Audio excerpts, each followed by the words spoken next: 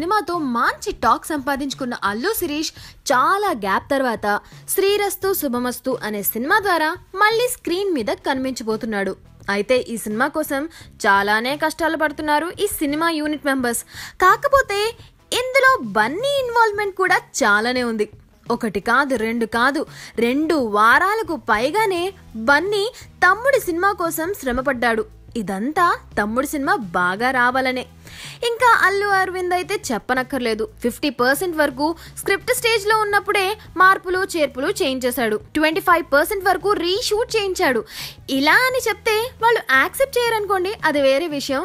అరవింద్ ఒక ఫాదర్ గా ఇన్వాల్వ్ అవ్వడం ఓకే. ఫస్ట్ టైం బన్నీ కూడా తమ్ముడు సినిమా కోసం ఎక్స్పర్ట్ ఐస్ ఉపయోగించాడు. లొకేషన్స్, గెటప్స్ ఇలాంటివి అన్ని బన్నీ అడ్వైస్ ప్రకారమే అని వినికిడి. ఏమైతేనేం ఇవన్నీ కలిసి శ్రీరస్తు శుభమస్తు ట్రైలర్ వరకు పాజిటివ్ టాక్ ను తీసుకొచ్చాయి. ఇంకా మిగిలింది సినిమానే. హీరో శిరీష్ కు మాత్రమే కాదు, డైరెక్టర్ పరశురామ్ కి కూడా లైఫ్ అండ్ డెత్ ప్రాబ్లం.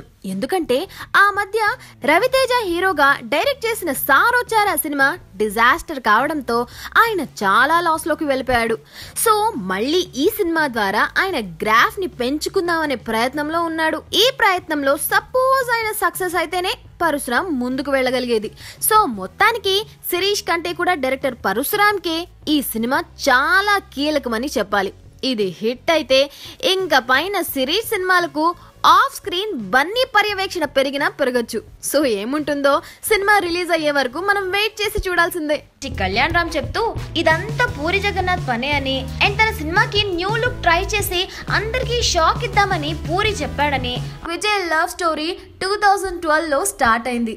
అప్పుడంతా డేటింగ్ చేసి 2014లో ఇద్దరు పెళ్లి చేసుకున్నారు. రీసెంట్ గా